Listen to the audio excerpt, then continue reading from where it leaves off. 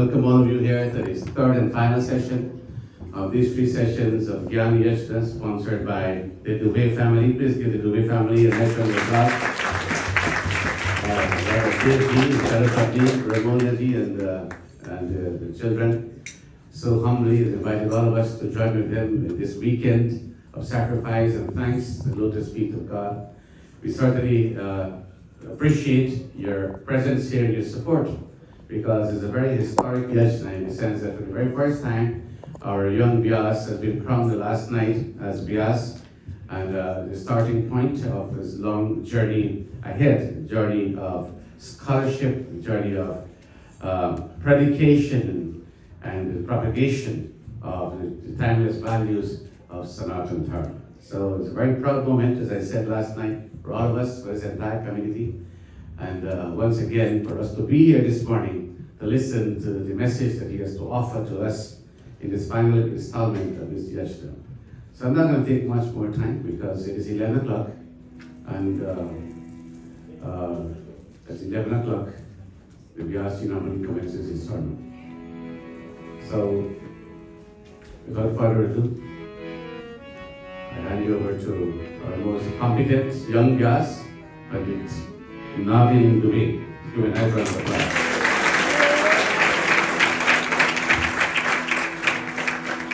Om Ekarantāya Viramahe Vakratundāya Dhīmahi Tanno Dante Prachodayāt. Om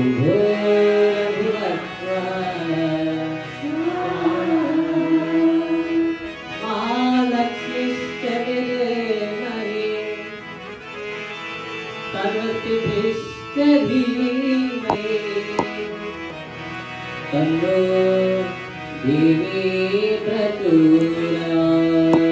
Om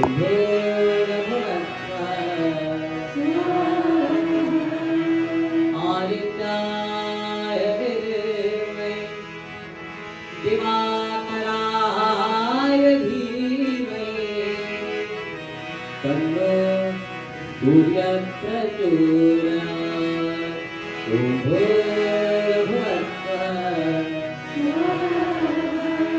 Narayana Viramahe Vasudevāya Dhīmahi Tanno Krishna Prachodayāt. Om Bhurabhuvah Swaha.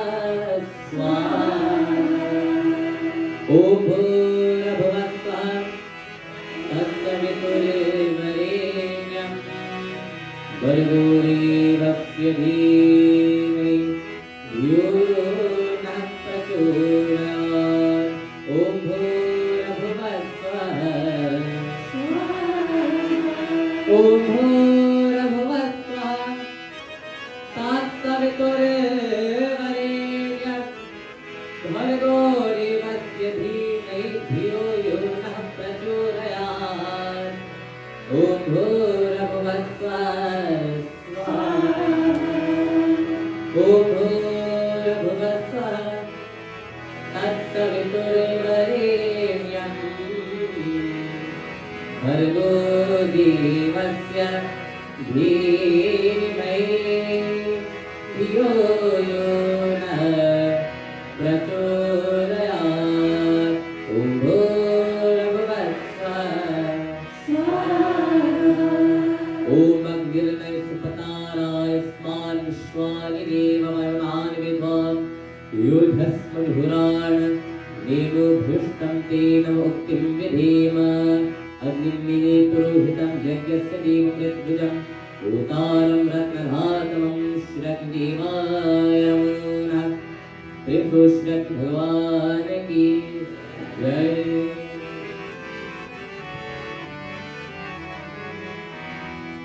Shall we clap our hands and close our eyes as we submit to the Lord in these few moments of prayers? Om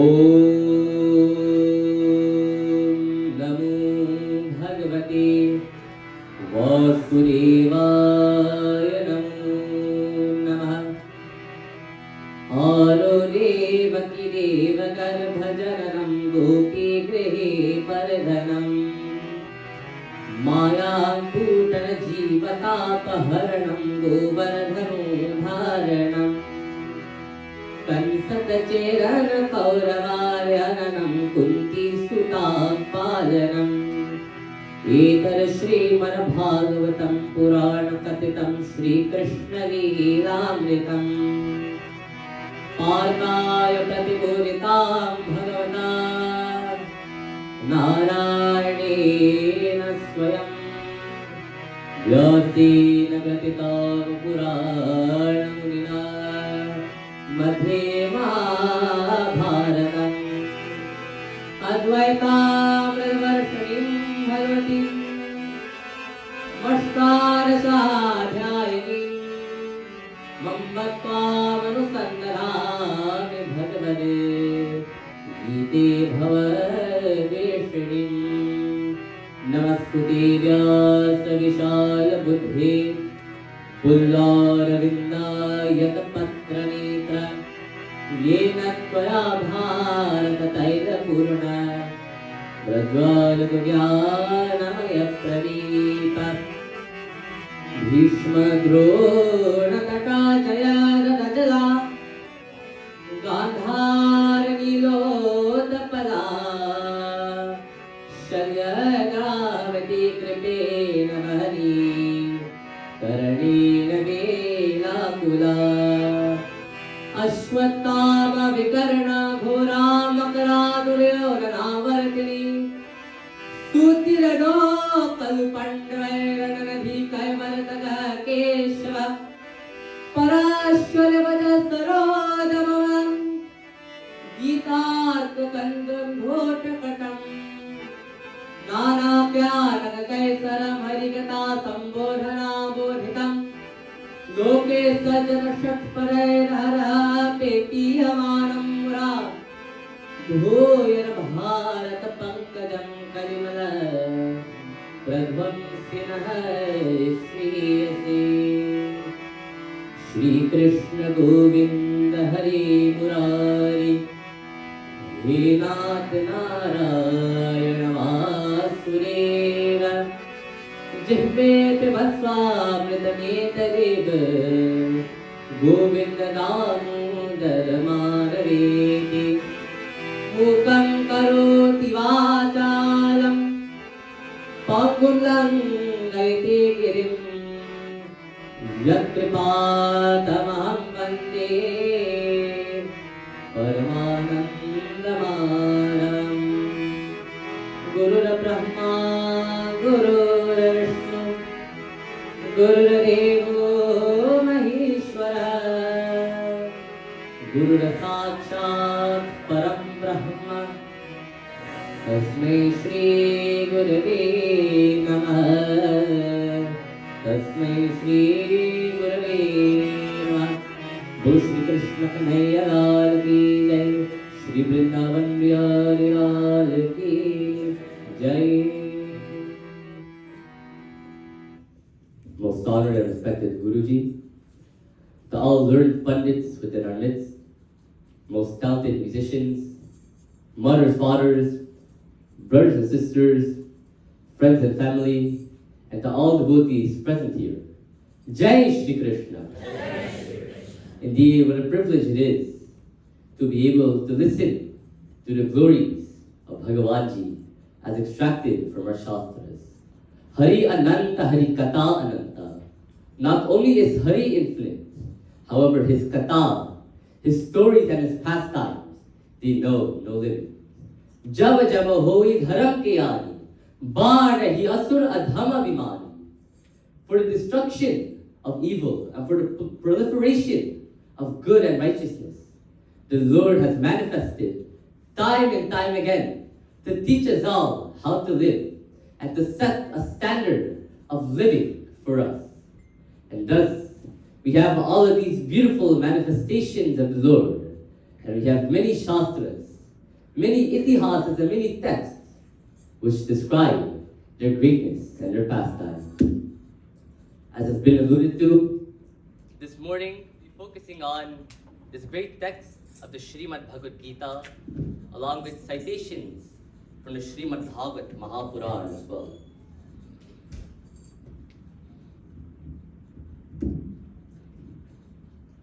The Srimad Bhagavad Gita is a text which, although it is embedded in the Mahabharata, another great text of Sri Satya Sanatana Dharma, this Bhagavad Gita, it is so effective and it is so popular amongst followers of Sri Satya Sanatana Dharma and of all individuals from many walks of life of the entire world. Such is the greatness of the Bhagavad Gita that it stands as its own text. Why? Ekam Shastram Devaki Putra Gita Moko Devo Devaki Putra Eva Eko Mantras Tasya Namanyani Karma Pekam Tasya Devasya Seva. In the Gita Mahatmya, it is said Ekam Shastram. There is one Shastra, and it is Devaki Putra Gita.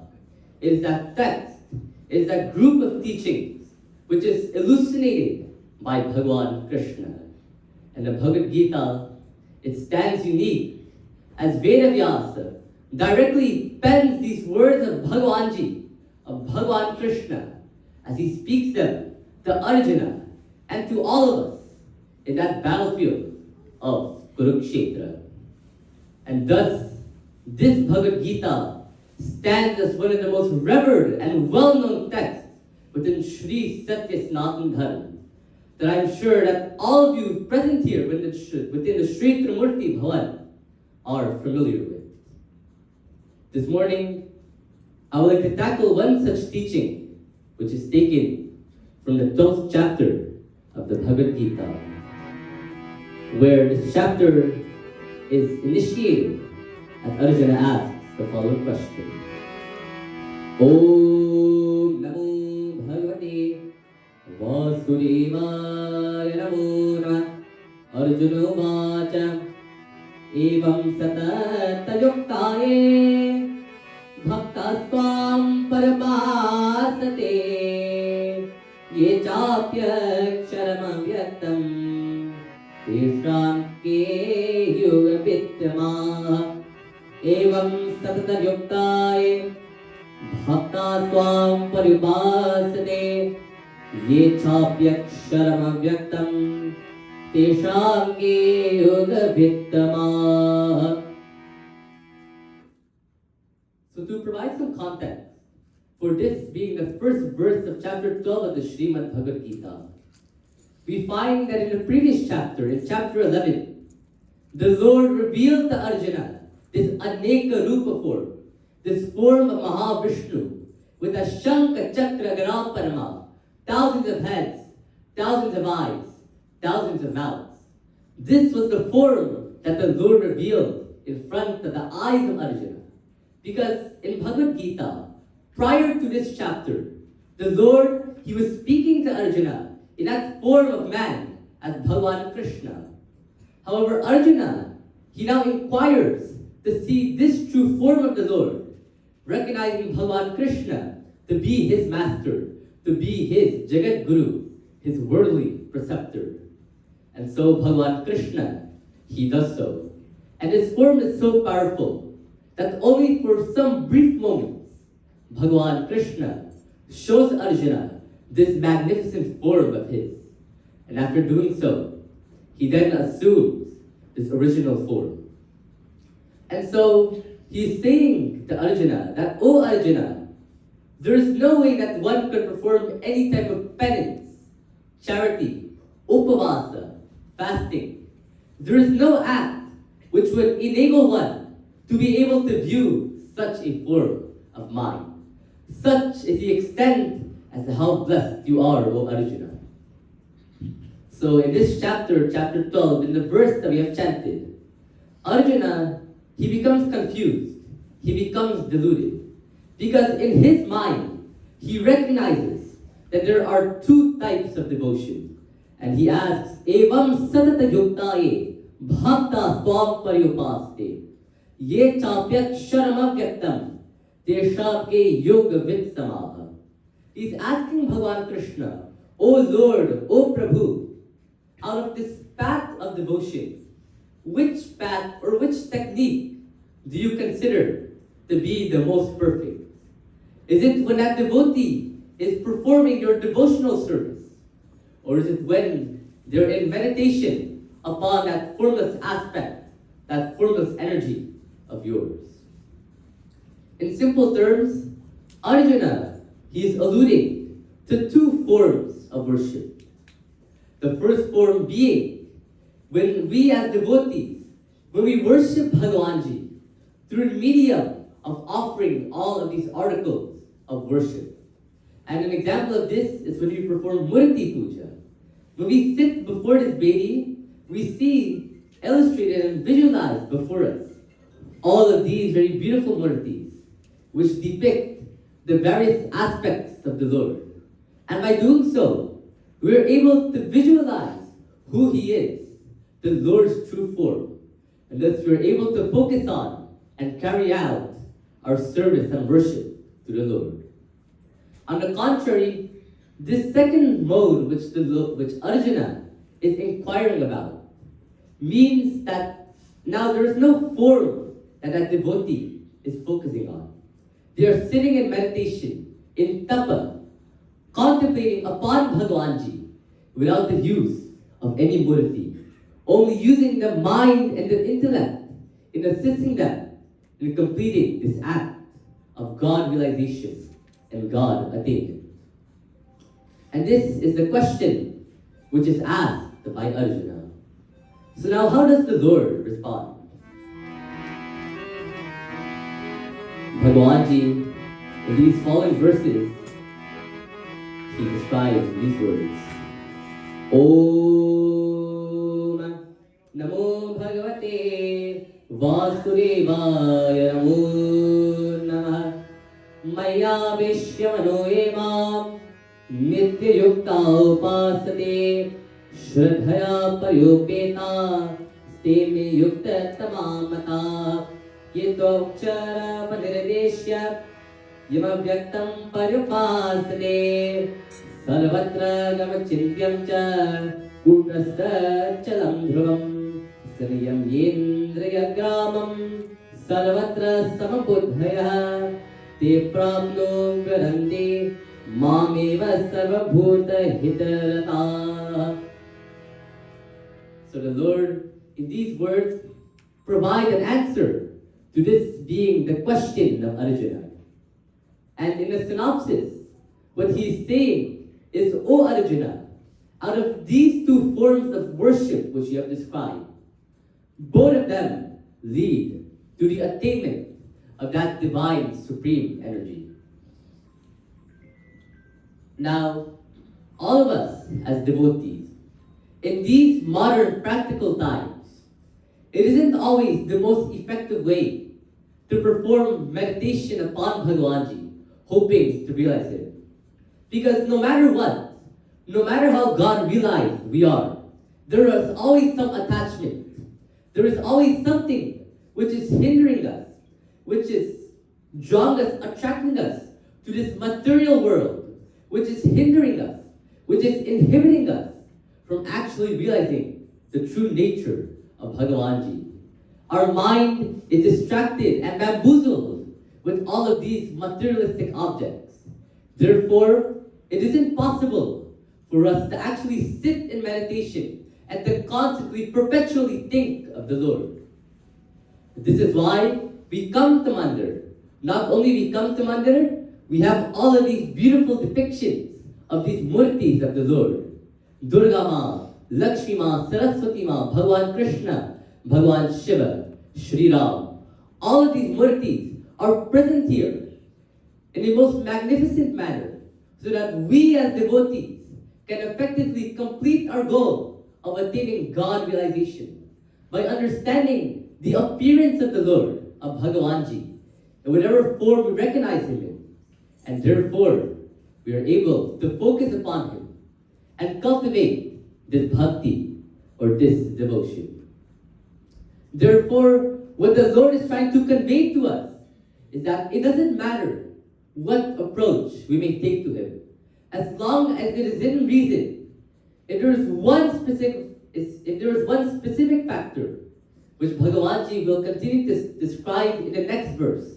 So long as that factor is present within our worship, then the Lord will happily and humbly receive our offerings. Now, what is this that the Lord is alluding to? If we have expectations of Bhagavan Ji, if we pray to Him, seeking better grades in school, a new car, a bigger house, more digits on our paycheck, if all of us have these expectations of the Lord, what does Bhagavan Ji want from us? And He answers in the words of verse 6 and 7. Om Yeto sarvani karmani Mai samyasya mritpara Anyena eva yogena Mam dhyayanto pasate Yeshamam samudhatam Mrityu samskara sagarat Bhavamina chirapata Maya vesheta chetasam Maya vesheta chetasam. All of us have expectations of Bhagavan Ji. Isn't that true? And therefore, if we have expectations of the Lord, it is only fair that Bhagavan Ji has these expectations of us as His children and His devotees. Therefore, the Lord makes it so simple for us that all He is asking us to do is to cultivate this bhakti or this devotion for Him. And in these words, in this verse, there is encrypted that formula or that method for salvation to attain that final, most important purushartha, that most significant goal of our birth within the world, and that is moksha, liberation, meaning that we are liberated from this repetitive cycle of life and death. And this individual Atman merges with that Paramatman, that supreme divine energy. And the Lord, He's very articulate in His words. Because He doesn't only leave it at devotion. He isn't only telling Arjuna, He isn't only telling all of us that we must have devotion for Him. However, He tells us the extent or the magnitude that our devotion, the quality of our bhakti, our love for Him. And He is saying to Arjuna, O Arjuna, those devotees who worship me, giving up all mundane temporary activities and focusing upon me with their mind set on my lotus feet without any deviation, then I swiftly deliver that devotee across that ocean of birth and death. In order for us to cultivate this love for Bhagavan Ji, then we must have this exclusive love. We must have this exclusive trust for Him. And in another verse of Bhagavad Gita, the Lord tells us, Ananyashtintayanto mam te jana paryupasate Tesham nityabhyuktamam Yogakshemam vamyam.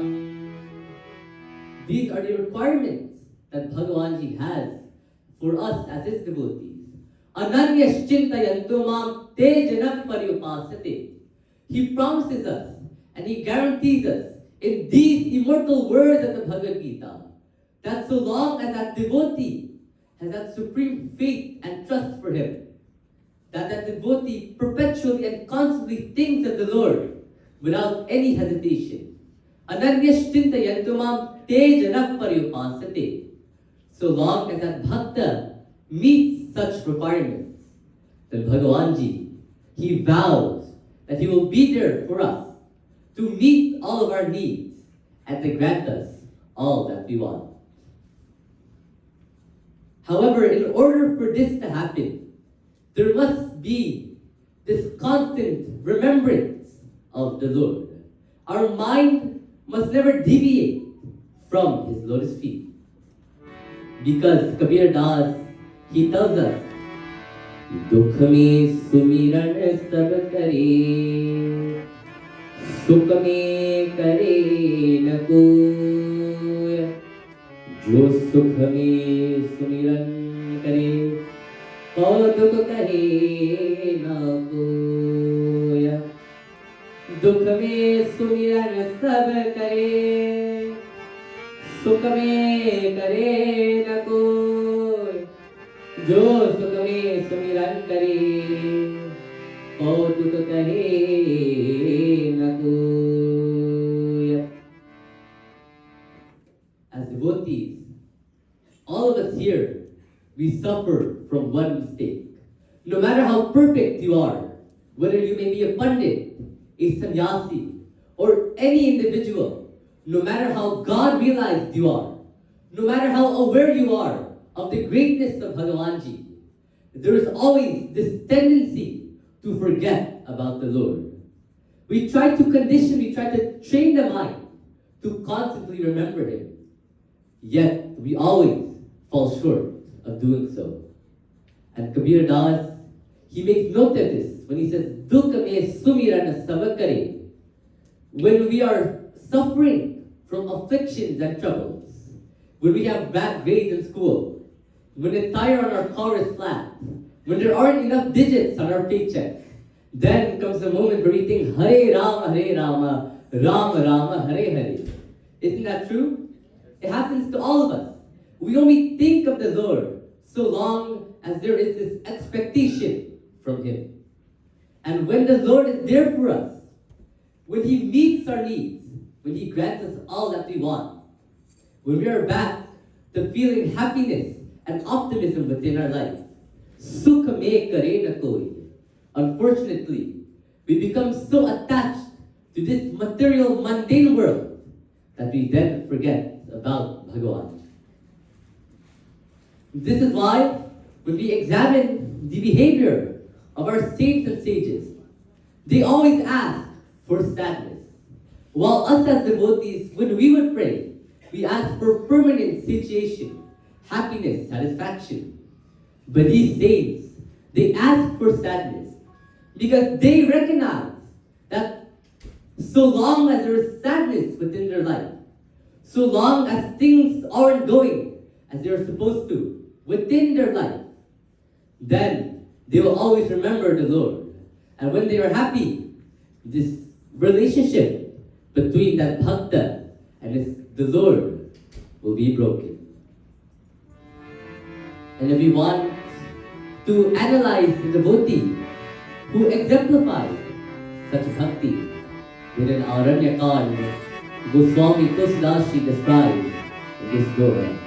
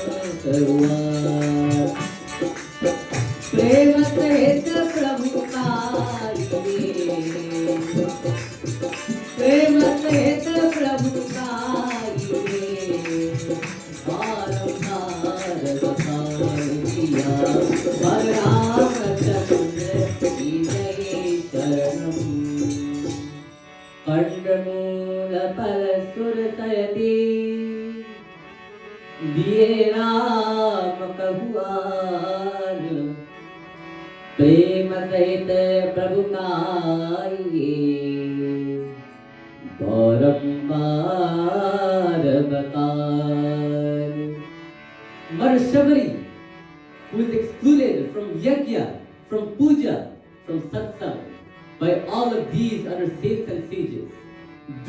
her gender. It was she who received that blessed visit from the Lord. Not only that, but Kanda Mula Pala Surasayati. She was privileged enough to be able to feed her Bhagavanji, to feed her Lord. Kanda Mula Pala Surasayati. With these fruits, with these bulbs, and with these roots. And these fruits she tasted beforehand. They were jutapal, because she wanted to ensure that the fruits that she would offer to her Lord would be sweet and succulent. And the Lord, upon receiving such offerings, Prem Sahita Prabhu Kahiye, Baram Bakani. He didn't pay attention to the quality of these fruits. Rather, Baram Bakani.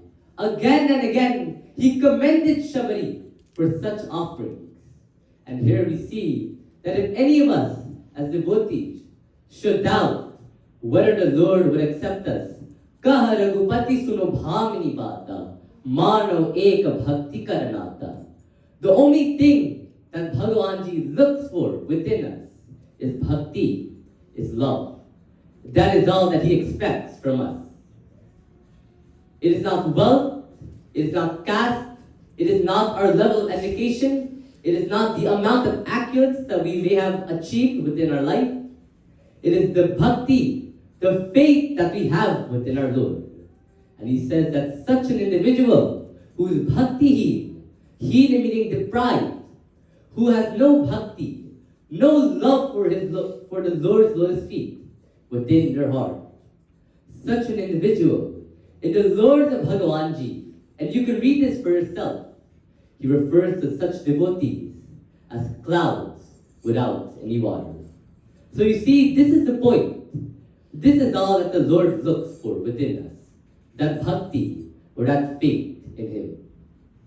But why? What makes bhakti so important?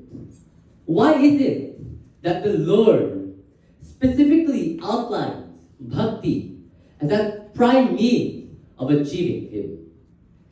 And in our Srimad Bhagavat Mahapuran, in the Bhagavat Mahatmya, it is written by Vedavyas. Om Satyari Truge Bodha Vairagyo Mukti Sarhako Kalautu Kivala Bhaktire Brahmasa Yujya Karani Satyari Truge Bodha Vairagyo Mukti Sarhako Kalautu Kivala Bhaktire Brahmata Yujya Karanim. In the Bhagavatam, it is written that there are 4 yugas. In Sanatana Dharma, there are these periods of time which we name as these yugas, as these ages. First, there was Satyuga, where all that there was permanent bliss, the permanent perpetual performance of yagna, of satsang and puja. Then there was Treta, where Sri Ram manifested to destroy all evil. Then there was Dwapar, and as these ages went by, more evil influences, more Rakshasas and more demons began to invade our society. And in Dwapar Yuga, it was Bhagwan Krishna himself who took Manush Roop, who took the form of a human being to destroy and to rectify the evil, negative situation on earth. And finally, in the time that we are in now, of Kali Yuga, when such performances of satsang, of yagya, of homa, of upavasa, all of which we are performing tonight within the premises of the Sri Trimurti Bhavan for the final session of this yagya, such activities which are conducive to our spiritual edification or spiritual upbringing, they are no more. And in all of these ages, our shastras and our saints and sages recommended to us many ways in which we can attain that final goal of moksha, of liberation. There was that Jnana Yoga, where one enlightened himself upon the Lord and uses that knowledge to attain oneness with Him. There was vairagya, dispassion, non-attachment to these materialistic objects of the world. However, as I alluded to earlier, such practices are hard within the world. As practical beings with all these necessities that we have of food, water, clothing, and shelter, with all of these necessities, essentials that we need to survive on a day-to-day basis, it is impossible for us to practice this bhakti or this love for the Lord. And therefore, our Shastras were so articulate that these Sanat Kumaras, in these words, they're describing to us Satyari Trige Buddha Vairagya Mukti Sadhaka. सतयुग द्वापर त्रेता में ज्ञान वैराग्य मुक्ति के साधक थे। कलयुग में केवल भक्ति ही प्रधान है, वही ब्रह्म सायुज्य को देने वाली है।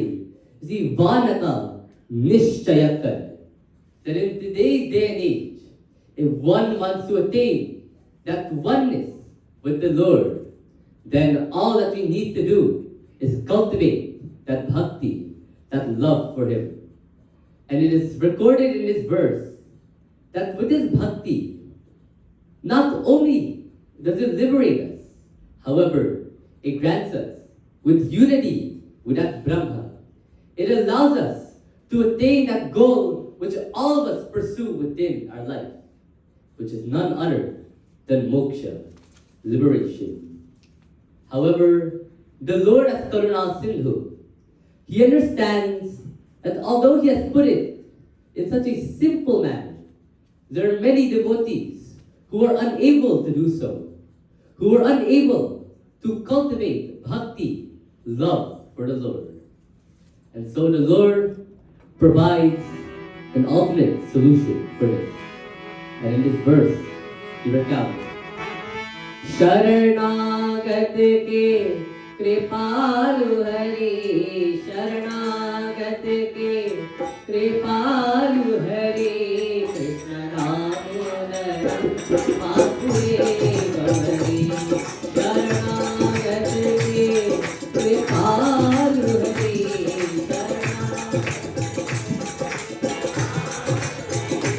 कृष्ण दामोदर कृष्ण दामोदर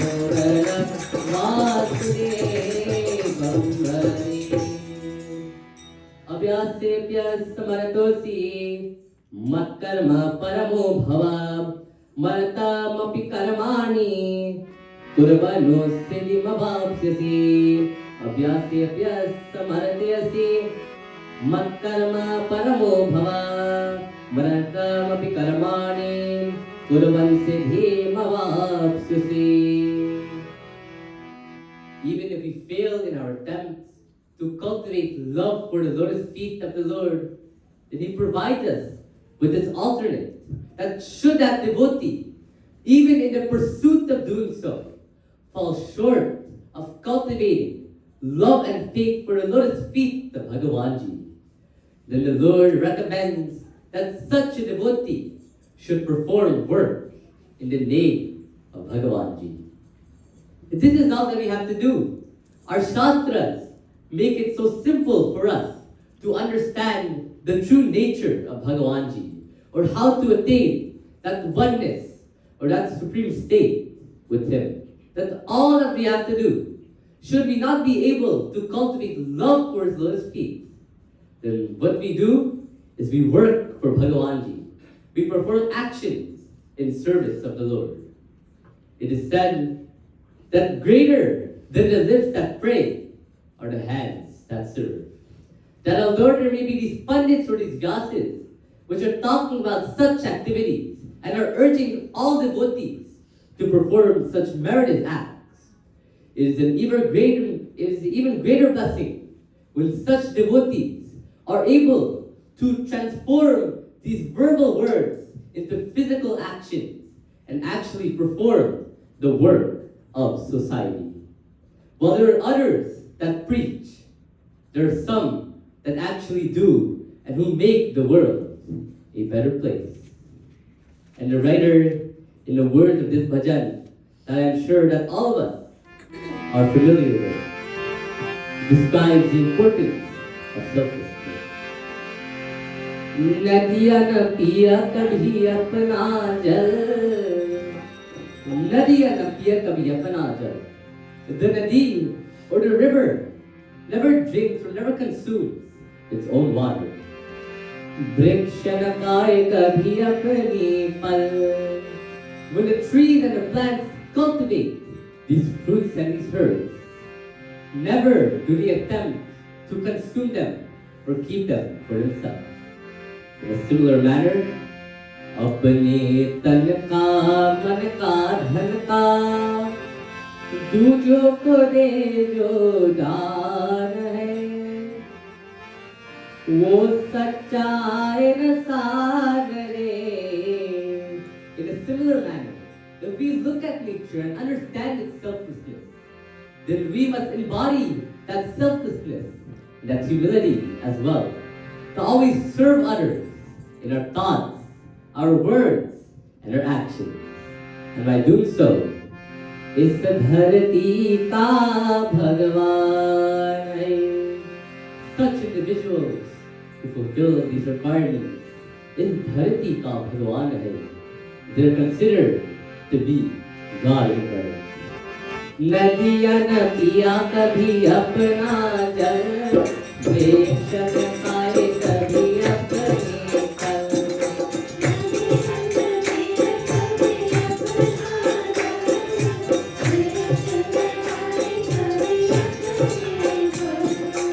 अपने तन का मन का धन का दूजों पे दे जो दान है, जो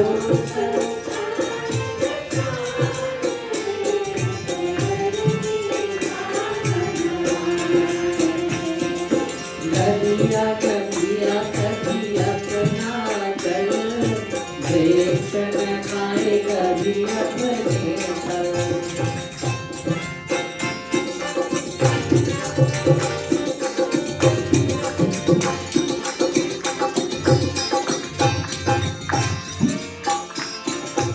अगर किसका अंग जले और दुनिया को मिले दुआ करे, अगर किसका अंग जले और दुनिया को मिले दुआ करे, दीपक का उसका जीवन है जो को अपना प्रकाश दे, जो को अपना प्रकाश दे.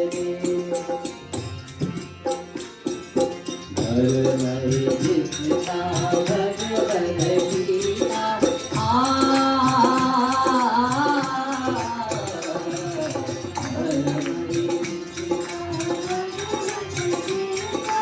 सेवा ही मेर पुराण है, वो सच्चाई न सागरे.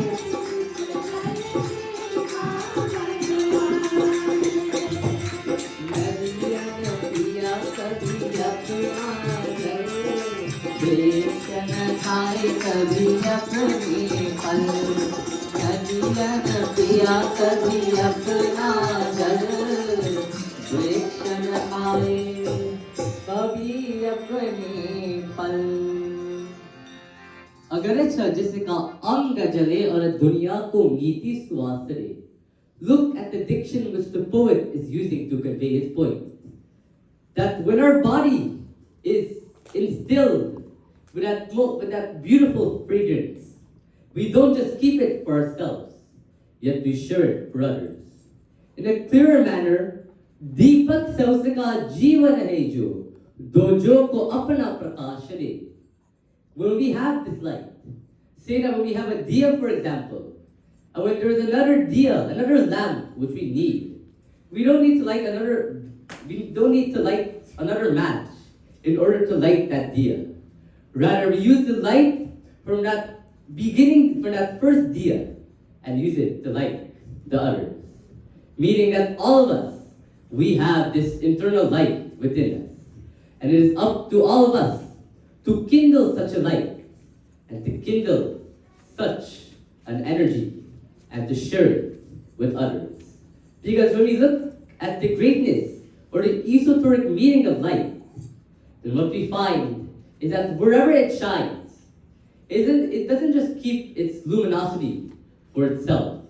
Rather, it brightens that area or that atmosphere that it is in. All of us should be like that.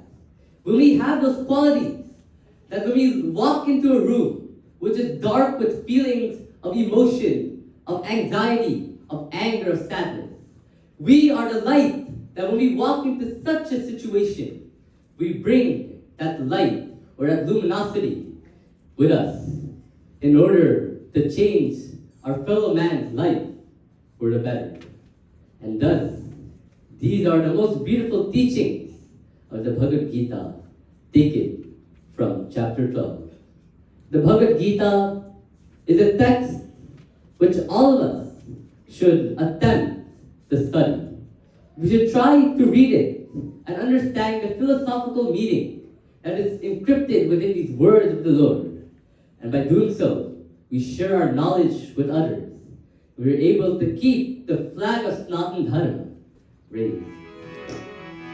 In this final bhajan, the devotee petitions the Lord. Bhagavan Krishna has left that city, that town of blood. And now all the gopis and the gopals, all the children and devotees are asking, Parde bhai nand lala, tere rahat ke brajmala. O Lord, who is Muraliwala, the wielder of the flute which emits that most magnificent melody, where has such a Lord left than God? Why has he left us? Barde bhai nand lala brajmala.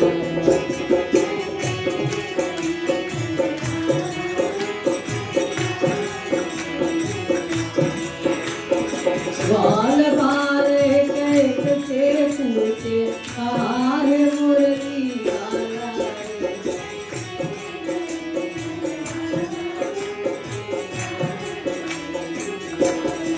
O barde bhai nand lala, tere rahat ke brajmala.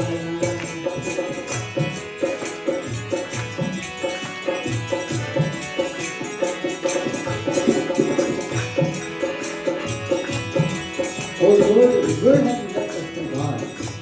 कोई न जाए कुंज गले में, तुझ बिन कलियां सुनने को. The garden is now desolate, because no one wants to attend to the flowers, to pick them, to pray, without being in your company. Sar sare hai jamuna ketan dhul murali kis sunne ko. Who will even now visit the Yamuna when you aren't there with their vibrant offering, which emits these most beautiful tunes?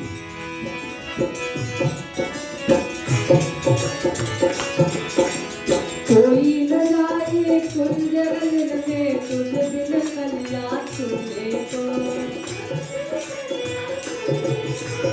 कर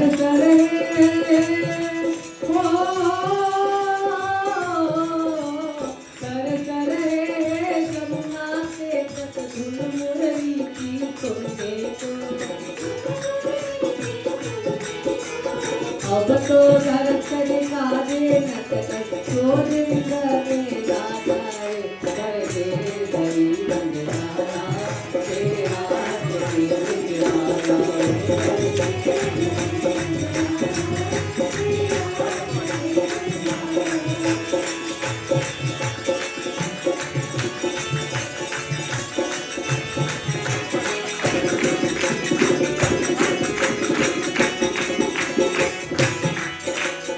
संकट में है आज वो धरती, जिस पर तूने जन्म लिया. पूरा कर दे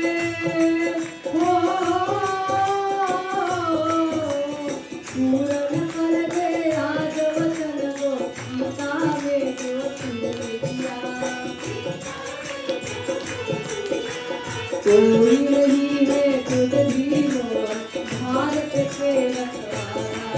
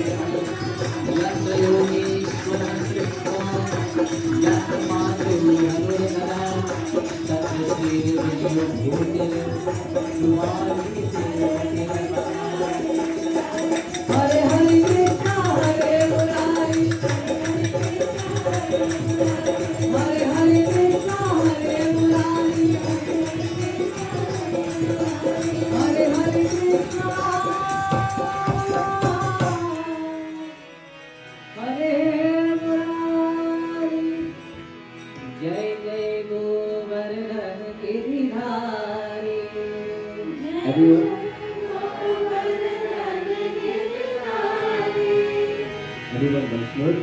Hare Hare Krishna, Hare Murari. Hare Hare Krishna, Hare Murari. Prem to Shri Vrindavan Bihari Lal ki Jai.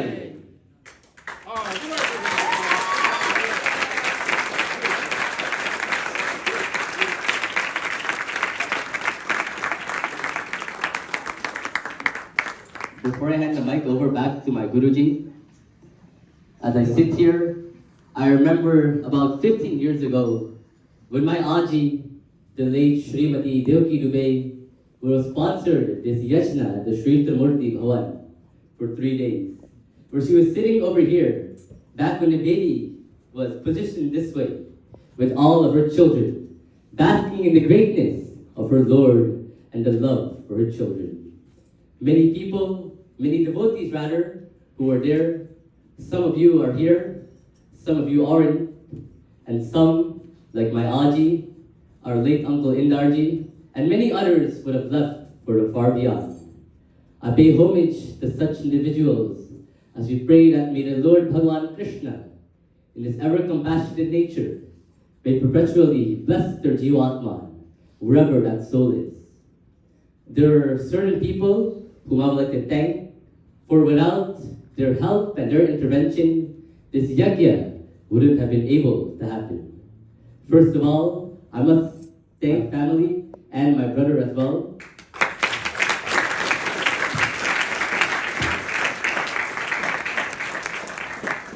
For the teachings and the ideals that they've instilled within me, which enables me to sit on this singhasan and expound from our Shastras. Next, I would like to thank my Guruji,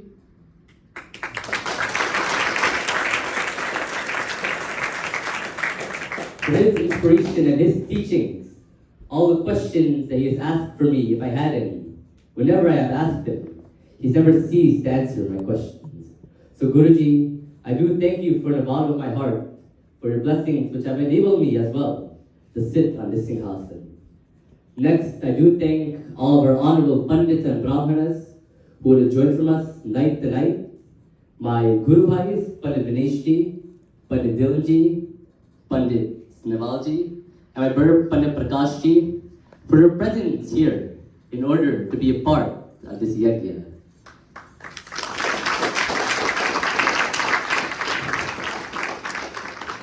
I also thank Pandit Ganesh and Pandit Mahanand, not only for being here to perform the Devi Puja session after session, however, for also answering the questions that I had as well.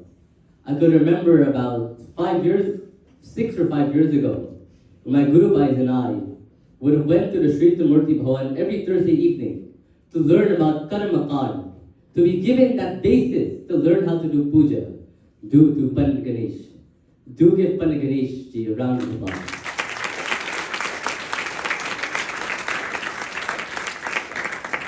Next, I thank all of our talented musicians for enchanting this yagna.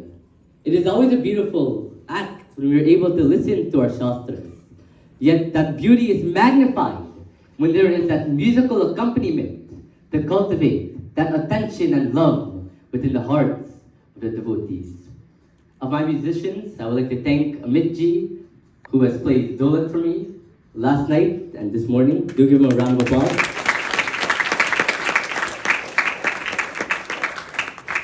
And I do thank my 3 sisters, Anisha ji, Devi ji, and Karishma ji, for coursing me as well.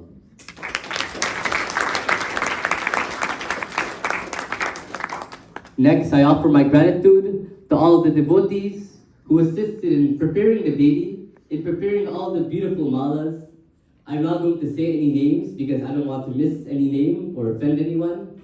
However, from the bottom of my heart, I do humbly thank all of you for enabling one of the most important parts of the yagna, the Devi Puja, to be performed. I would also like to thank our chefs for preparing the succulent, delicious food and enabling us not only to go home with the messages of our shastras digested within us, however, with a delicious bhojan.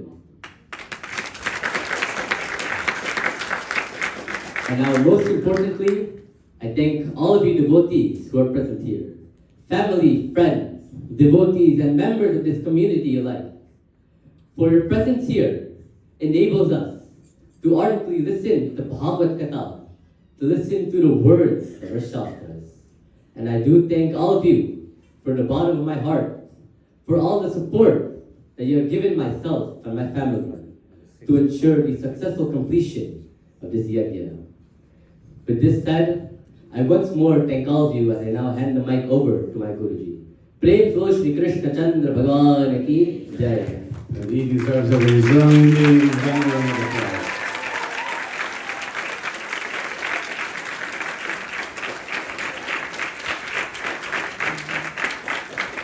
And I couldn't be more proud to sit here today, just like all of you who are here, to listen to every single word that he had to offer us, taken from the Srimad Bhagavad Gita and the Srimad Bhagavad Mahapurana. Indeed, it was a brilliant, brilliant performance here this morning. In fact,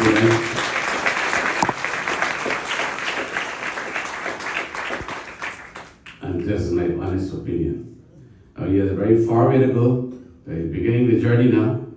And with your support, your encouragement, he will do wonders, wonders for this great dharma of ours. Now, let us not miss the message that he left us here this morning. That's more important than anything else. You're going to take back with you. This is the prasad you're going to take home. You listen attentively. What did you get? Tell the Pandit he will probably say, what do you take home? What do you take with you? What you gained? This is what you gained. Then I'm going to simplify it. It's a nice thing. So the Guruji spoke of these 4 yugas that we have. These are periods of time in the history of mankind: the Satyug, Treta, Dwapara, and Kali Yuga. In which age are we now? In Kali Yuga. What Kali Yuga means? It's a nice age to live in. Yeah. It's good. No. It's good. It's good. It's darkness. This is the easiest age for mankind to obtain liberation. Of all 4 yugas, the Ramayana tells us that. Now, in this Kali Yuga, Lord Krishna specifies three main pathways through which, when followed faithfully, can enable man to attain his most cherished goal in life. And these pathways are Jnana Yoga, Bhakti Yoga, and Karma Yoga. That's what Vyasa is talking about. In the first verse of the 12th chapter of the Bhagavad Gita, that Arjuna asked the question that, O Krishna, for those who worship you as God with form, personal God, and those who worship you as God without form, impersonal God, which of these two devotees will attain you? Pretty much that's what the crux, the message is about.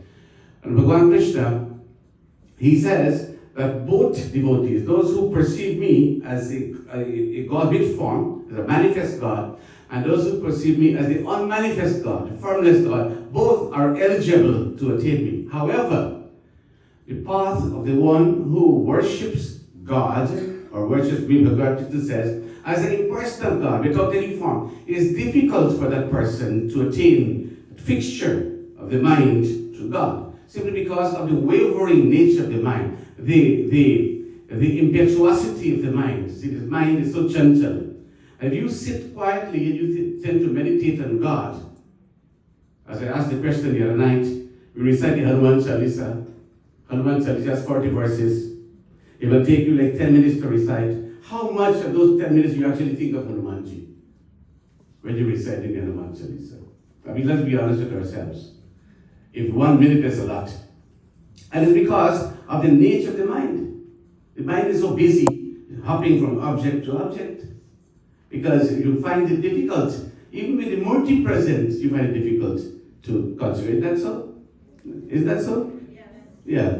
So that's the reason why, as mundane people, we choose to worship the God as God with form. Now, idolatry, which is something that is propagated widely amongst Abrahamic religions, and telling us that we are worshipping idols and worshipping images and stones and so on. Now, this is something that has to be dismissed from the psyche of the Hindu and from mankind as a whole, because it is totally inaccurate.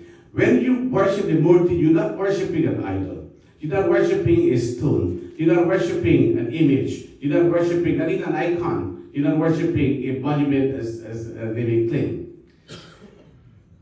When you have this Murti, you offer prasad. Do you say, "Oh stone image, accept my prasad"?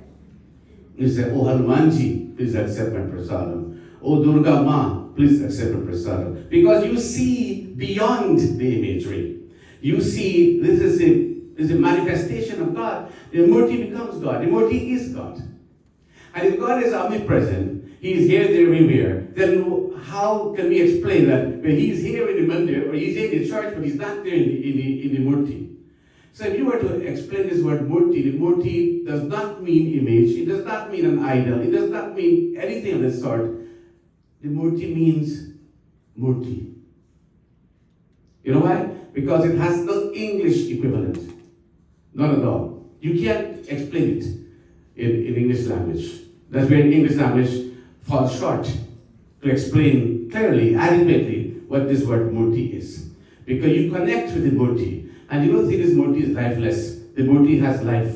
Pran Pratishtha being done. God is present in every iota, in every particle of His creation. And it leads us to believe that whatever it is, that is where Hinduism differs. It's not polytheism, it's not monotheism, but it's more pantheism, whereby every single object of creation is a manifestation of God. Wherever you look, you see God. Siya Ram mai sab jag jani. So the tree becomes God. The stone becomes God. The rivers become God. You become God. Everything becomes God. God is present in all His creation. And when you can perceive God from that perspective, then my dear brothers and sisters, you are practicing a combination of Jnana Yoga, of Bhakti Yoga, and of Karma Yoga. Now, Vyasa also tells us, the Bhagavad Krishna says in the Gita, that Bhakti Yoga is the path now, the most effective path to be practiced in this age of Kali Yuga, whereby through devotional practices, and he cites a great example from the Ramayana as well. Now, for those who find it hard to practice Bhakti Yoga, as he says, then Karma Yoga is a path that is outlined, whereby you serve others, you do good to others. By doing good to others, you're serving the God present in others. Swami Vivekananda. I just came back from India there, and I visited that place there in South Indian, Kanyakumari, where there's a rock there, Vivekananda monument is there. That's where he sat and he meditated for 3 days, and he attained enlightenment. He swam across in the ocean, that part there, he perched in the rock.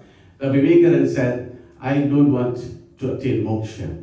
I don't want to attain liberation. I want to come back again into the world, again and again, because when I close my eyes, I see God. When I open my eyes, who do I see? I see the poor walking the street. I see those who needed help. I saw those the destitute. I see God in them. I want to serve the God in them. That is the reason why I want to come back again and again to serve the God. Now that is a true karma yogi. That's a path of karma. A path that you pursue by beholding God in others and serving God in those whom you see.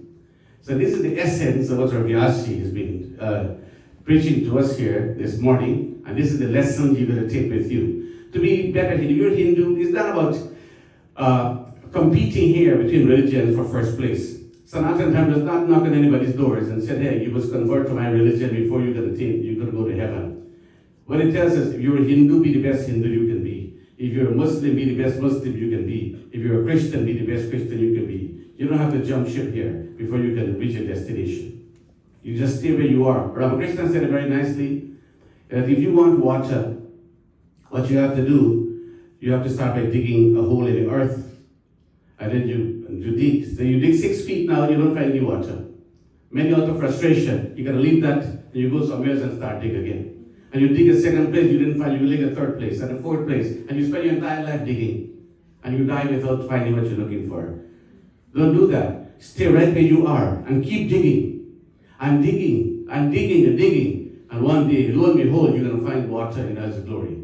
Stick right where you are. You don't have to join somebody else. You don't have to hold somebody else on and go to some other church and go some other place and worship God. You were born as Hindus. You were born into Hindu homes. Be proud of who you are. Be proud of your identity. Proud of the fact that you belong to a tradition which is most ancient on earth. A tradition which is unlike any other. A tradition which has no equivalent. Which is the richest tradition on earth. We all pertain to that tradition. People who weren't born into this tradition, they know what the value of Sanatana Dharma is. They know how important it is, and they gravitate towards Hindu practices. And they found what they're looking for in the scriptures of Sanatana Dharma. They found what they're looking for by practicing meditation. They found what they're looking for by connecting with these murtis. We already have it. You were born into it. Cherish it. Practice it. Love it. Embrace it. This is going to lead us out of the world and take us to our final goal and destination in life. This is the message that Bhagavan Krishna is teaching us in the Bhagavad Gita. He's come to reinforce these principles. So to all of us, when you follow them faithfully, then not here, but in the hereafter as well, it'll do justice to our efforts. So my dear brothers and sisters, this has been a wonderful weekend, Friday, Saturday, and today, as we conclude this yagna here, I would like to really ask you to put your hands together for this family, the parents of our Vyasi. And they have done remarkably well by encouraging this young Vyas. Ever since he was a little boy growing up in this mandir, growing up, they saw this inclination in him. They saw that this is what he was destined for. He was cut out for this. And they nurtured those qualities in him, and this is what you have today. They invested in him. And I'm pretty sure that there's no one else in this room here, in this mandir here today, who is more proud than these two parents here, because this is what they produced here. See the value of the product, and the other son as well, Pandit Satish. So this is a proud day for this mandir and proud day for this community, because we have initiated another young leader here who's going to take this dharma far and wide. And as I said last night, he has the right approach. And he's going to get better and better as he matures. He's only 16. And you would expect not even 10% of what he presented here from a 16-year-old. Not even 10%.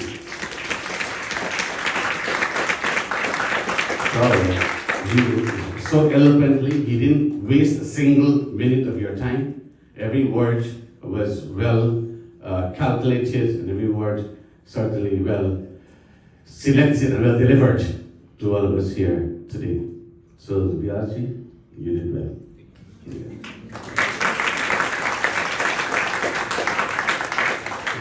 I will only tell you you did well. I'm not going to hope you got it. You did well. We'll make it reach here. Keep it down. Keep it. And the moment it gets here, you have a problem. When this thing gets inflated, you have a serious problem. Then you think, oh, I know it all now, nothing more to learn. You never learn anything more. This journey here is a learning experience. You never stop learning until you die. I am still a student of the scriptures. I download books upon books, and I read, and I keep reading, and I keep studying, and I keep inquiring, inquiry, and making sense of the scriptures. Because it's so vast, nobody has even begun to scratch the surface of it yet. That is the nature of this knowledge. So, you never know enough. You have to keep learning and learning. And only a humble person would learn. So humility is the key here to success. And you can't pretend to be humble. You gotta be a naturally humble person. And with your humility, you go places. And people love you because of your humility. I think some people love me too. Me too. So, my dear brothers and sisters, Puranji, can you have your candidate for Kanji? Yeah, I know you've been taking notes as Rabiashi was reading to us. So once again, my dear brothers and sisters, you see how many of you have come here today to listen to the Vyas? Well, guess what? Guess what? The same Vyas will be doing Sunday service next week. I put him to do Sunday service next week here. And if you came to listen to him here this morning, there's no reason why you shouldn't come back next week to listen to him. So I'm expecting all of you to space to be here again next Sunday, and the following Sunday, and the following Sundays also, to listen to the guy. Don't you love him? Yes. Did you enjoy him? Yeah. You come back next week and applaud again next Sunday. All right. Now, on another note, we have our calendars out. So the calendars, please get your calendars for next year. Set your puja on the 24th of October, in 2 weeks from now. So please join us. We'll be having our service here at 7 p.m. On the Monday evening for Mahalakshmi Puja. We have our Lakshmi Mahal be here as well.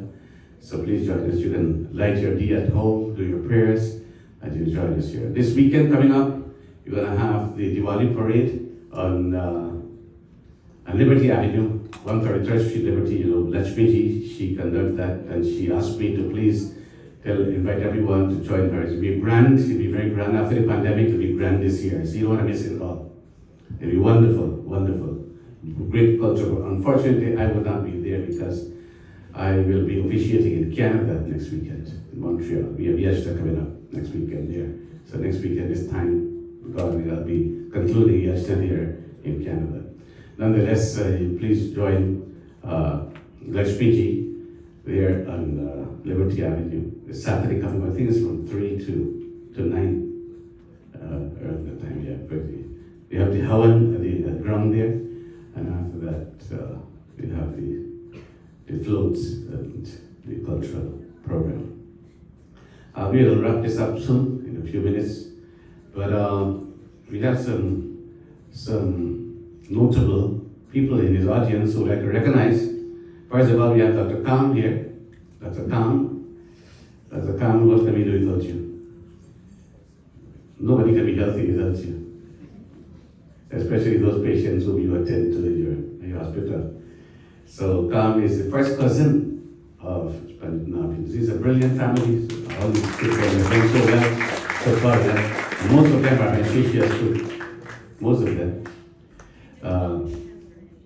We do well because we're yeah. And we have next to come is Pandit Sanjay. Pandit Sanjay is a Pandit who was raised in this country, who grew up here and who officiated here for so many years until he got married. So after he got married, well, you know, he had more commitment Now he's got a son, a wonderful young man. We've got from this morning. So his attention is yours. So that is understandable. I know whenever he gets a time, he always comes to the mandir. So Pandit Sanjay, it was nice to have you here this morning. He's also a cousin of our Vyasji. So I'm going to ask Pandit Sanjay to say a few words to her briefly. And then the President will say a few words. And then we will run this up. We have to the Vyas Puja, Purnahuti, and it's complete. So please bear with us. Vara Bhojan prepared upstairs before. In a matter of 20 minutes, I'm estimating more or less we should conclude here this morning. So again, we want to thank all of you. Thank all those on Facebook land watching us live. We certainly appreciate your participation in service here this weekend. Prem se bolo Shri Krishna Janma Bhagwan ki. Brothers and sisters, devotees all, I bid you a humble Jai Shri Krishna. First and foremost, I would like everyone to please give a very hearty round of applause for Bhai Pandit Vyasji, Navinji, please.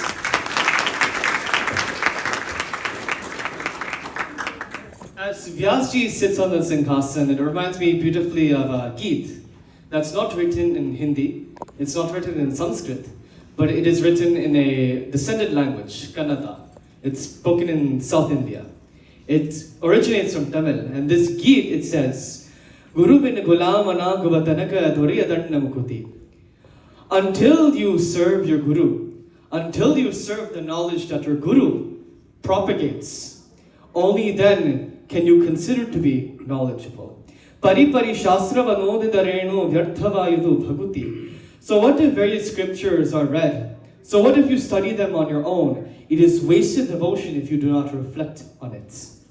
Aru shastra vanodidareno nuraru puranava mugisidoreno. What if the 6 Shastras, the Vedas, the Puranas are read? Sadhu satchana sanghava maded dhina nenduta tirikidarenu. And what if you are in holy company? It means nothing if your mind is not there. And that is exactly what our Vyasji has read today. And Vyasji, as you embark on this path, 16 years old, reading on the Singhasana, as you embark on this path, I advise you to continue serving the Vedas and Puranas as if it's your Guru. Because the moment you consider the Vedas and Puranas to be your Guru, the moment you consider yourself to become a chela of not only Panditji, but also Bhagavan Vedavyas, the propagator of all Vedas, that is when you can truly absorb the knowledge of the Vedas. Continue to study, continue to seek out more knowledge, and you will find success. You will find more knowledge to give to everyone else.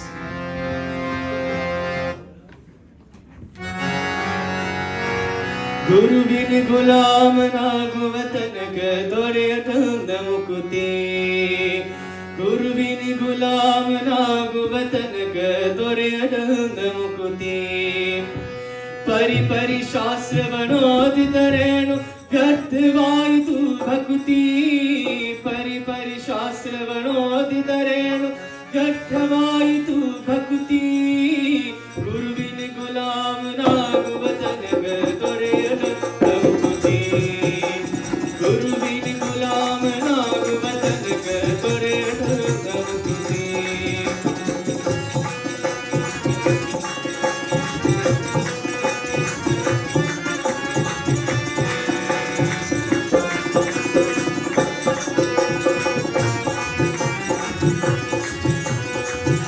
Shastra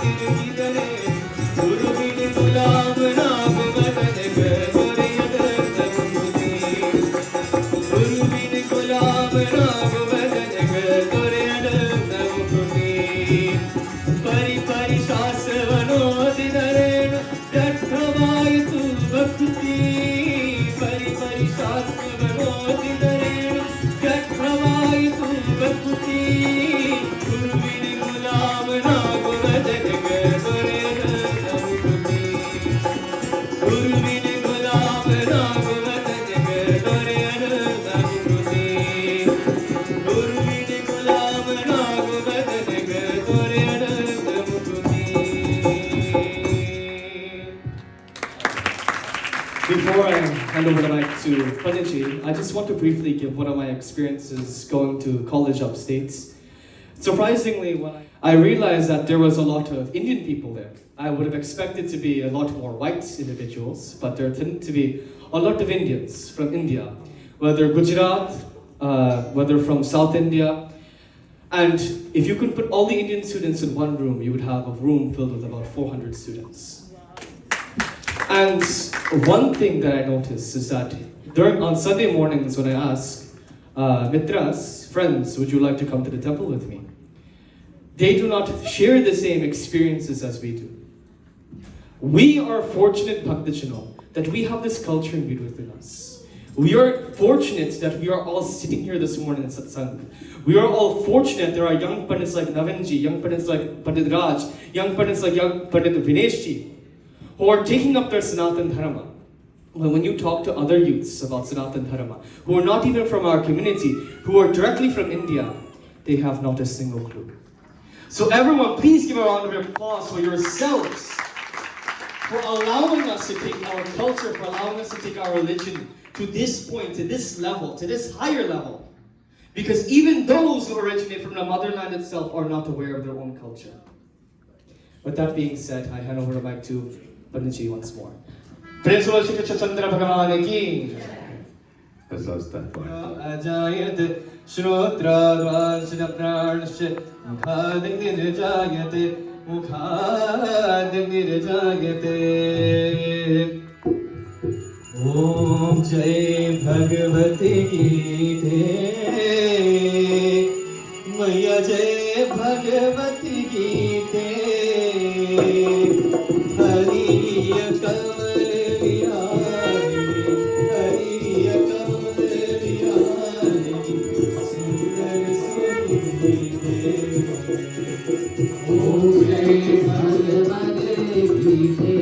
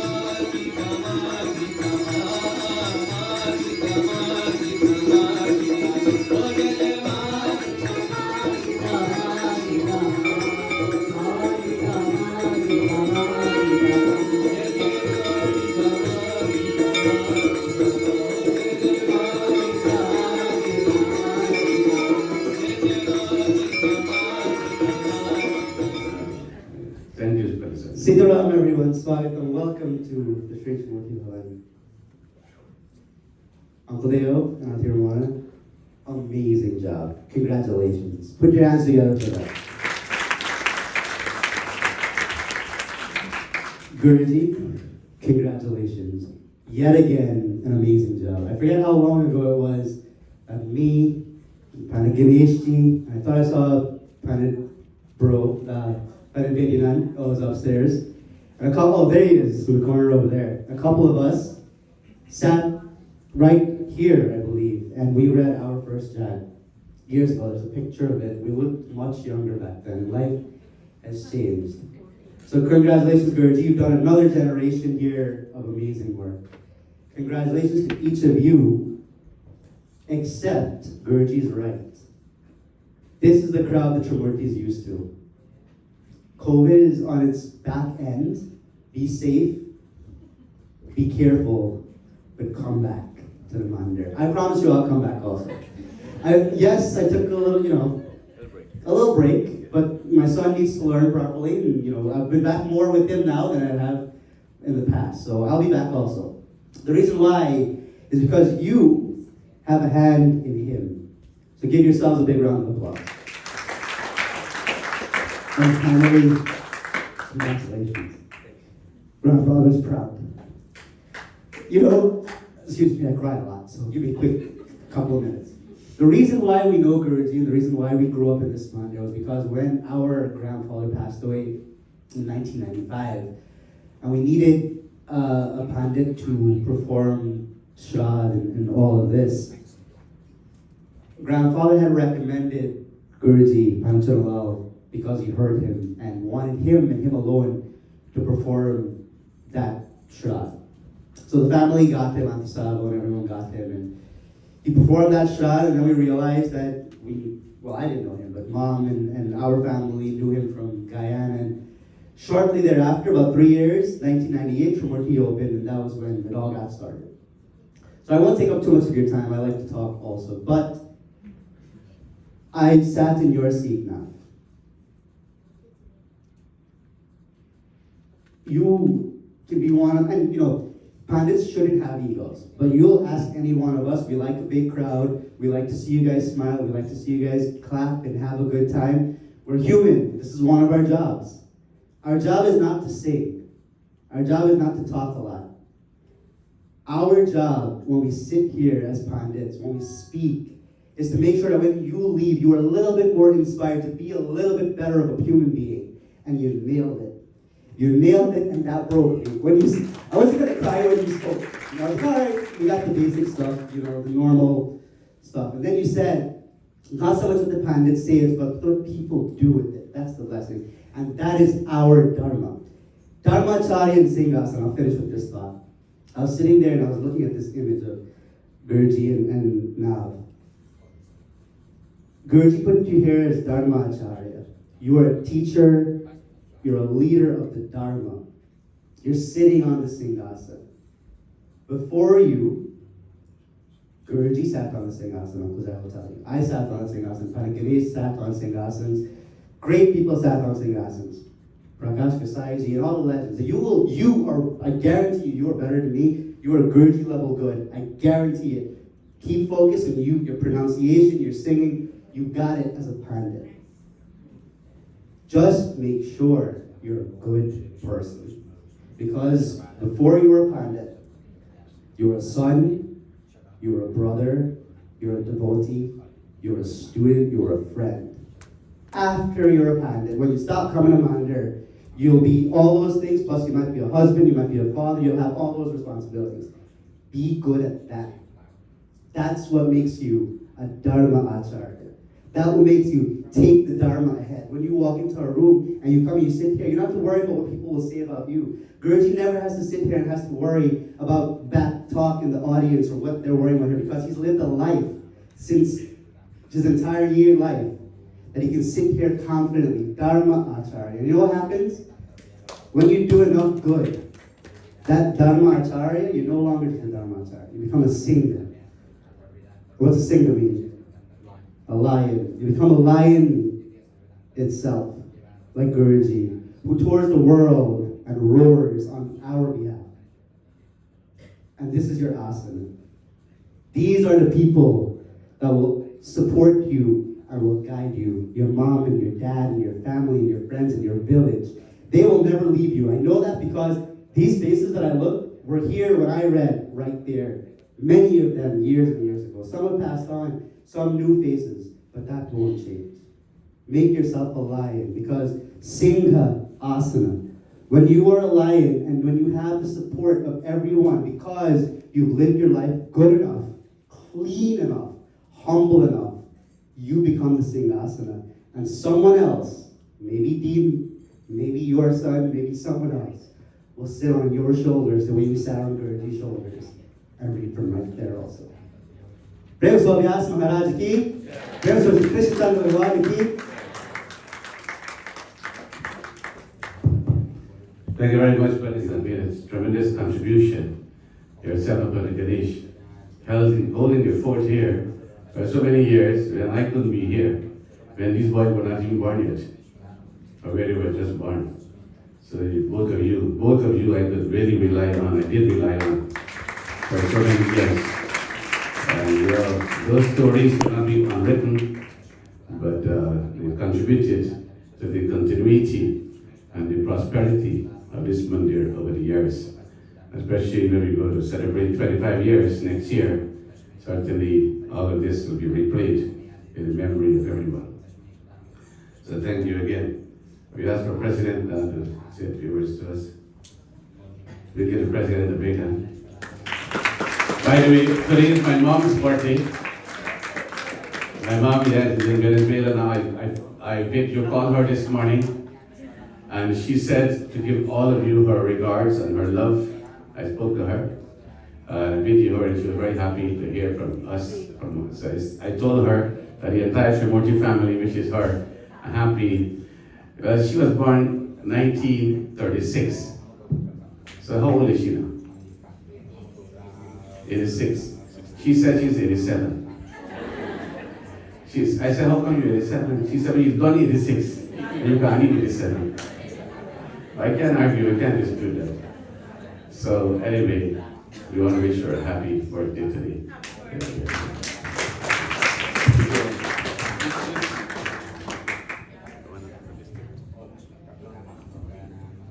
See the Ramona.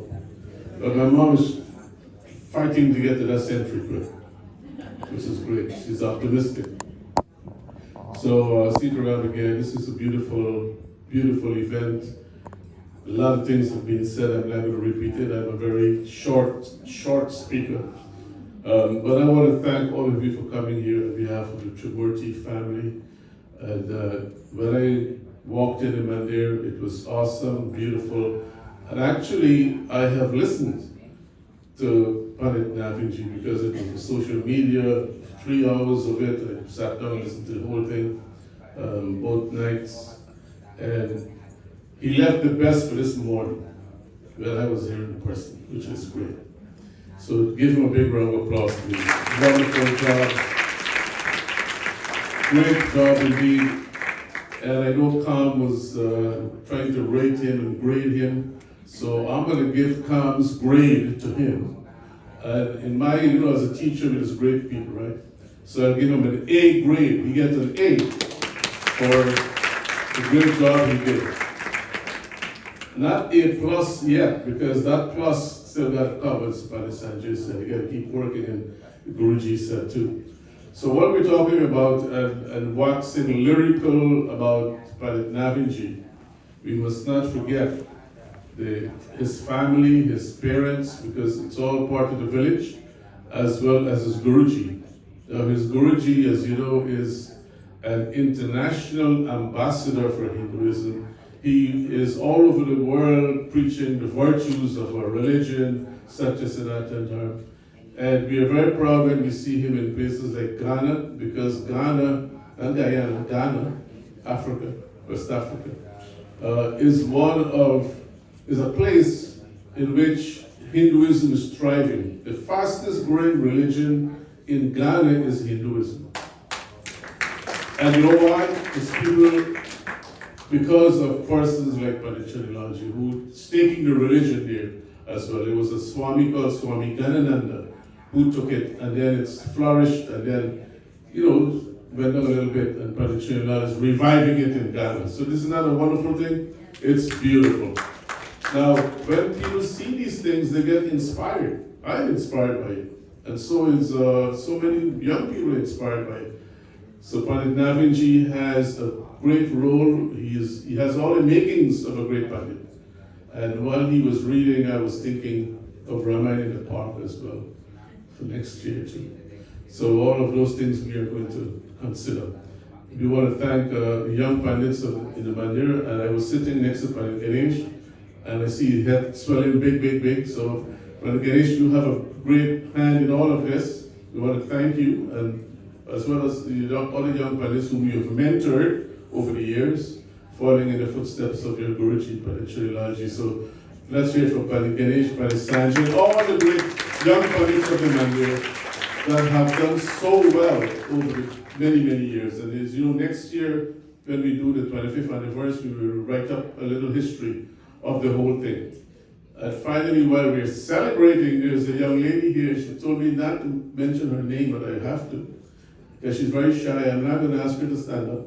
She's a student of mine. She came in my class in April, and in August she passed her GED, the whole thing. So she's going to go to college. Isn't that wonderful? A mother, wife, beautiful family in the community. So all those things we have to celebrate.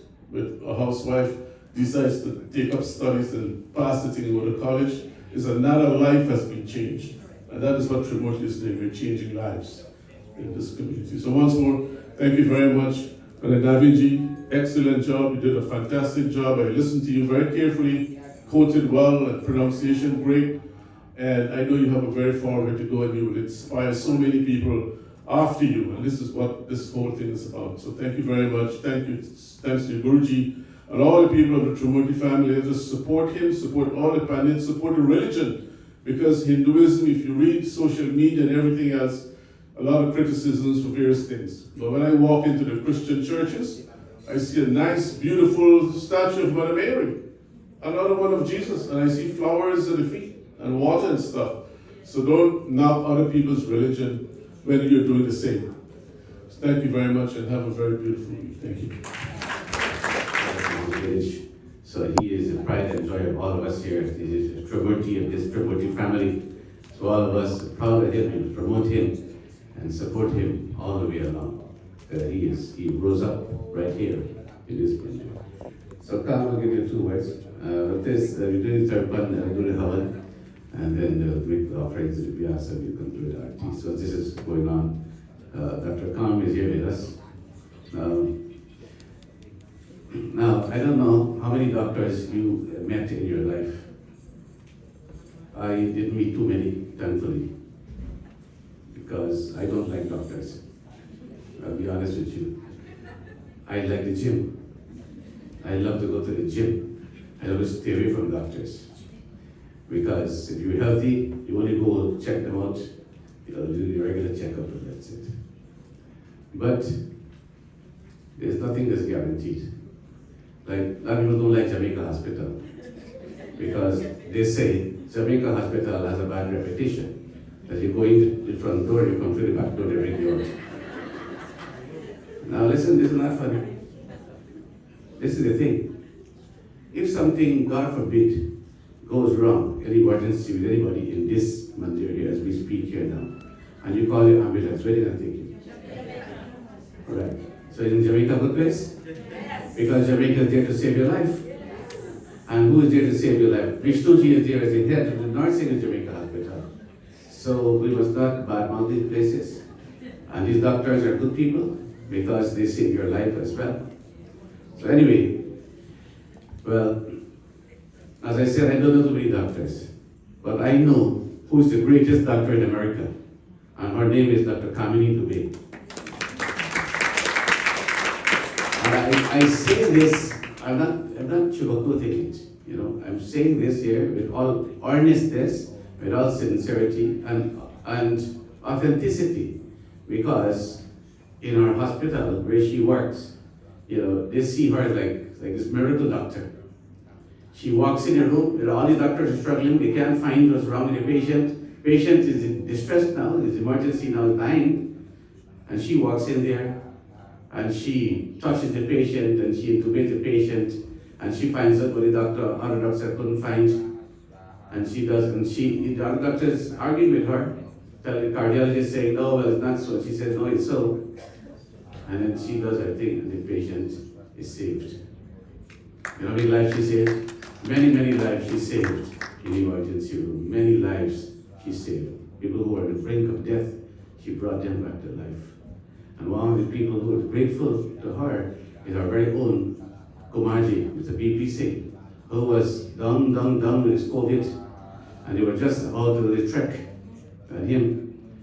And then Scam phones his doctor, treating him, listen, you must change his medication, and do this and do that.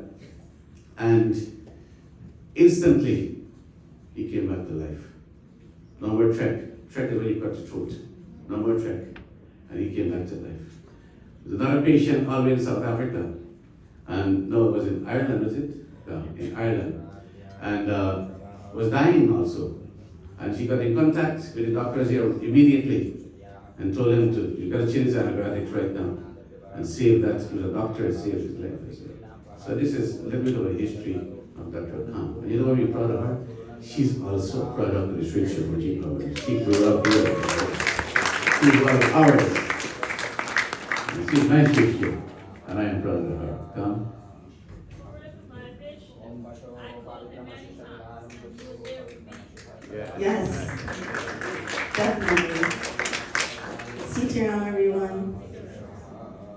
I, like Sanjay, get emotional. And today is a very, very proud day for this family, for this mandir, and this entire community.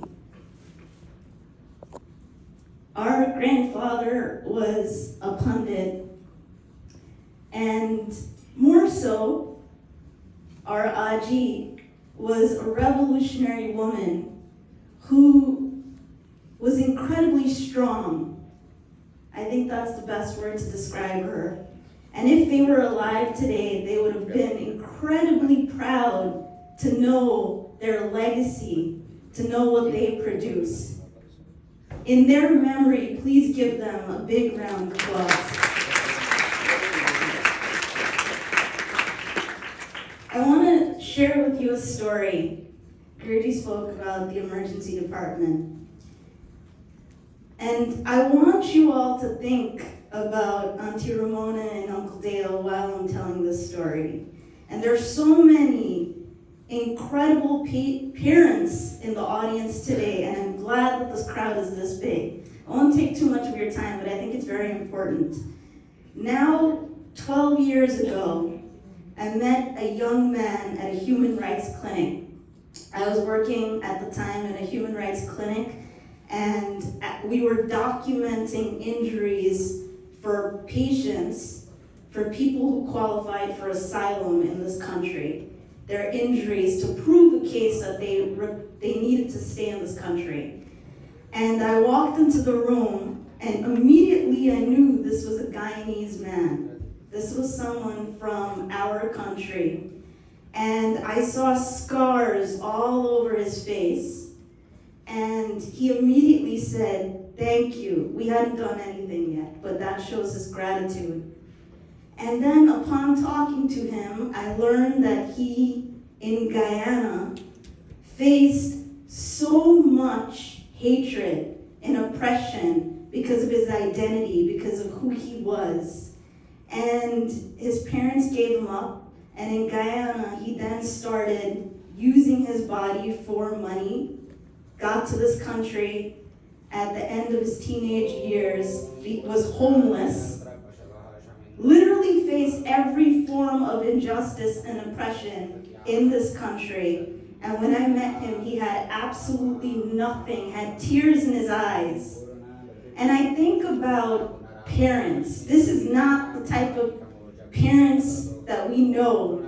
In Shumurti, I grew up with hundreds of parents, right? Along with my own parents. And parents foster children and nurture them, not with, I see Rupa, who's an amazing parent here shaking her head, not with money, and it's not about the degrees and the dollars. What is it? Love. Love. Love runs this entire world. It's not money. If our instinct was to love and not to judge and not to hate, and Pandit Navin last night spoke about gossiping. We quickly call our friends and talk the names of others. Today, when you go home, quickly pick up your phones and say, "This is what I learned from a 16-year-old Vyas today. I learned how to be a better person, a good person." So, as we reflect on this, let's take his message, because last night he spoke about selflessness, how to be good, and today he reinforced that same message. So his parents is one thing, but I want you all to, he spoke about Shabri now twice, last night and again today. But remember, Shabri, her guru told her at one point earlier on in her life that God will come visit you. She did not know when. He didn't say God will come visit you at 2 p.m.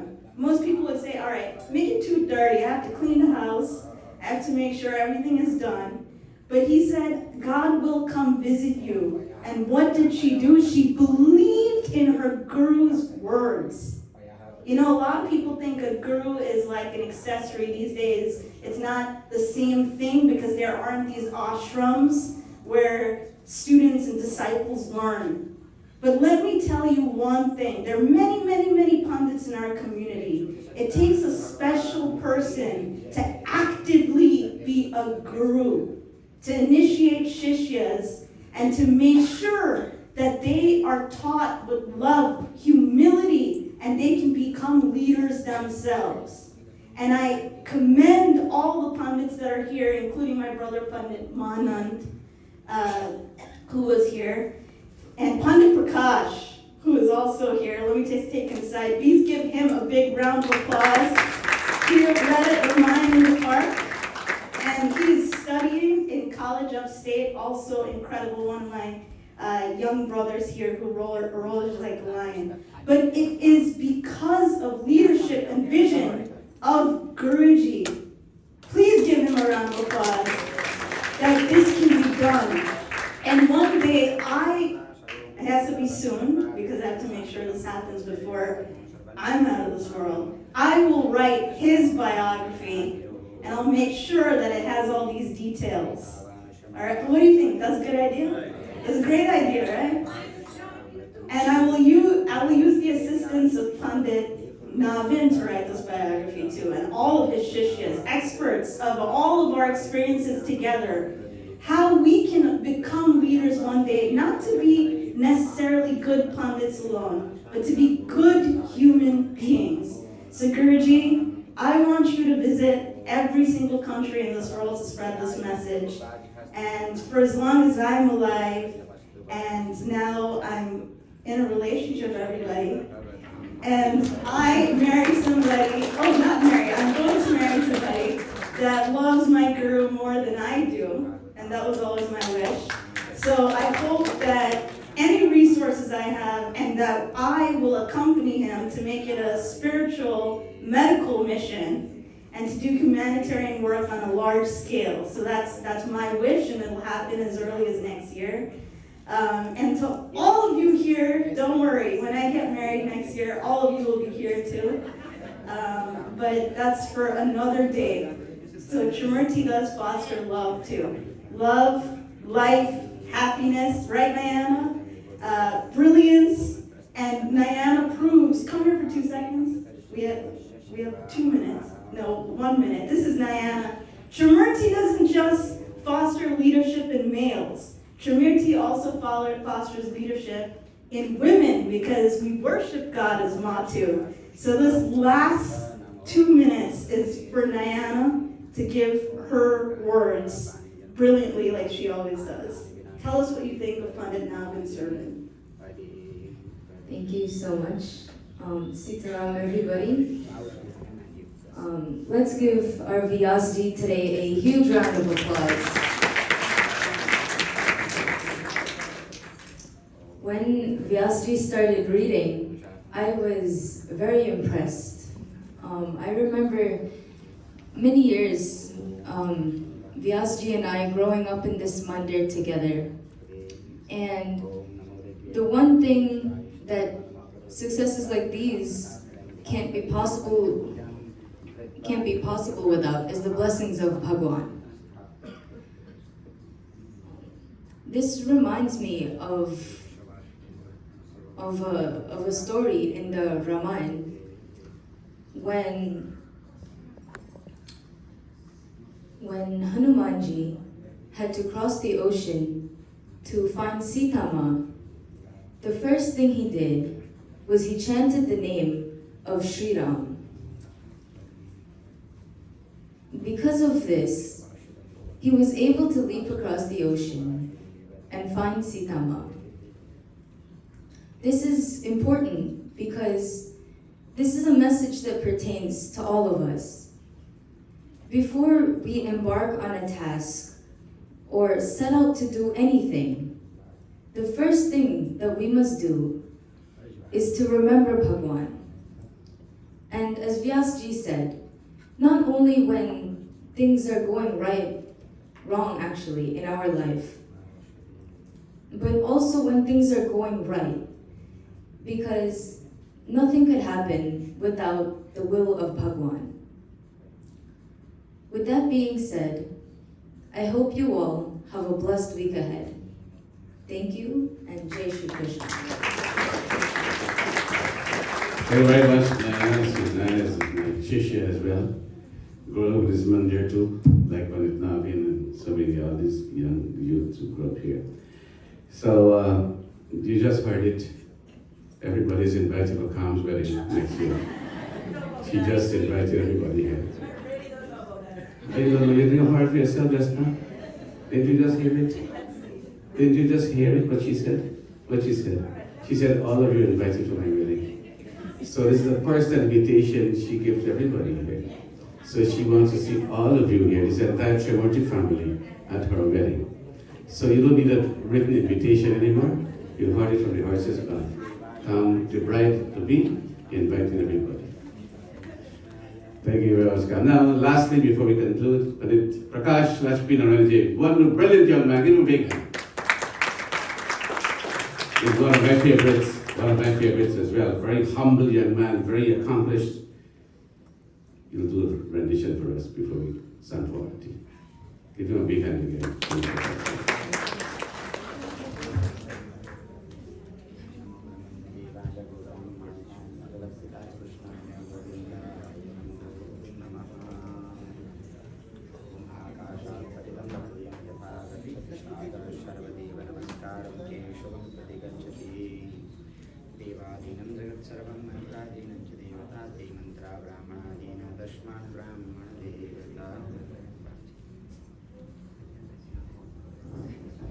प्रेम से बोलो श्री कृष्ण चंद्र भगवान की